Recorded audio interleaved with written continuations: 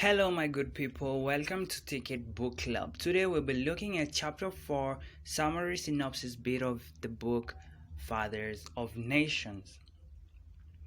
Fiona Mackenzie gets into a taxi, leaves the Simon Hotel, and heads back to her office. She had indicated to her boss that she would be at the office in an hour's time. It takes longer to get to the office because of the roadblocks that were basically everywhere. She is stopped at Act number 22.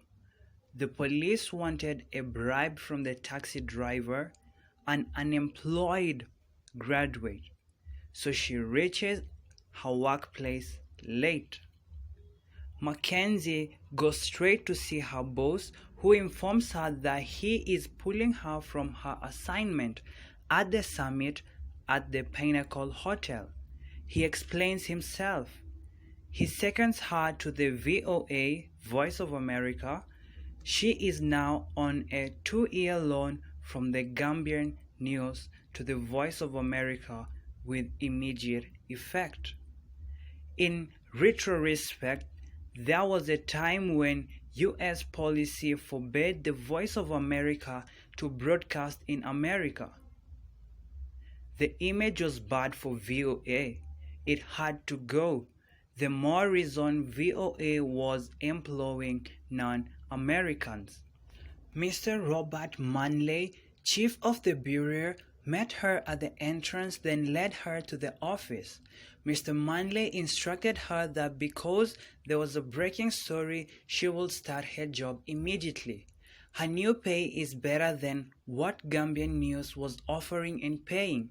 She is introduced to a staff mate, a new arrival from America, Nicola Sentinel, a communications technician. The breaking story is that a summit of Africa's head of state will begin shortly at the Pinnacle Hotel. Sentinel will be handy in her working. She learns that Sentinel has records of many proceedings in Gambia, including Mackenzie's interview with Dr. Afolabi. From the recordings, Sentinel confirms that there is a man talking to a total of 4 other men. Mackenzie is taken to her new office, and Mr. Manley rushes to a meeting at the Ministry of Foreign Affairs.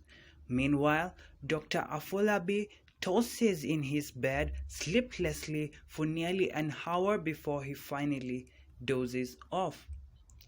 Dr. Afolabi's phone rings. He answers. It is Fiona Mackenzie. She asks Dr. Afolabi if he could reset her.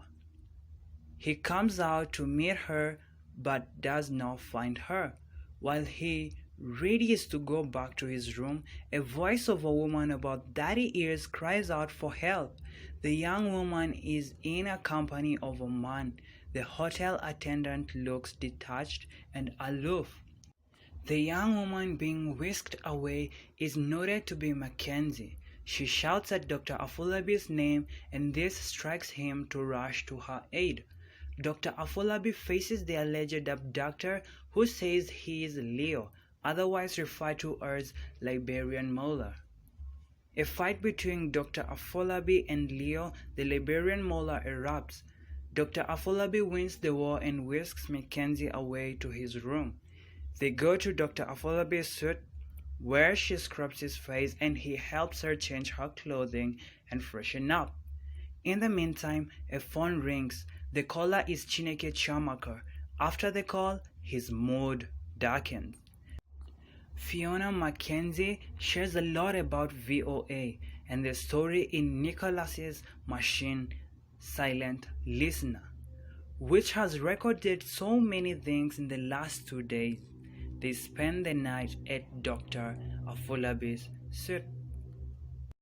Thanks for listening this piece from Ticket Audiobooks. Be sure to listen to other audiobooks in the list. Subscribe, push the notification bell, and don't forget to share with your friends and family.